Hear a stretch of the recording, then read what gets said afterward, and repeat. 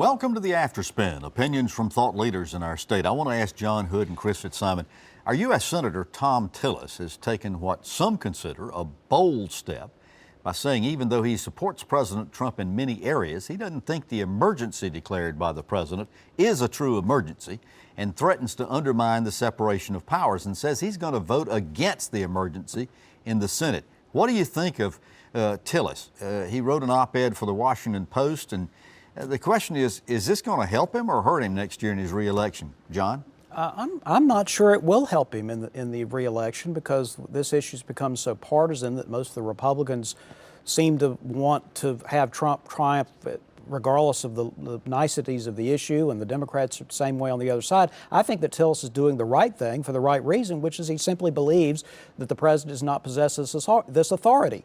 So I would hope that it would help any politician to stand up for principle in the election.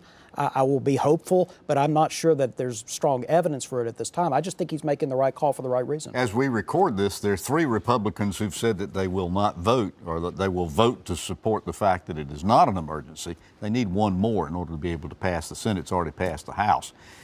Chris, what's your take on this with Tillis? Well, here's something I don't say often on NC Spin. Good for Tillis. I think it is the right issue. It's what Mitch McConnell said 9 months ago and 6 months ago. It's what Ted Cruz said 9 months ago, or last year, or 2 years, or 3 years ago.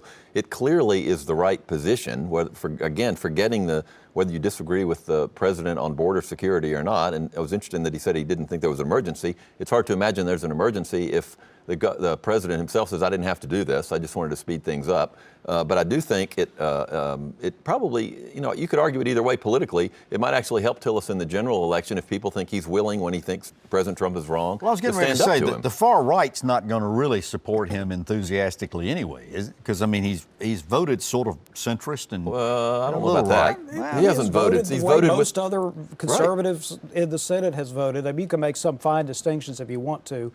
Well, will it pull anybody from the center or even from the left to help support him in the reelection? He has said he has said things that seem to challenge President Trump. This is the first time he's, I think, going to go on the record and vote against him. But I do think the question isn't whether the right's going to vote for somebody else. The question is, will they enthusiastically support him? Well, he's going to get primaried. Wouldn't you agree with that? Yes.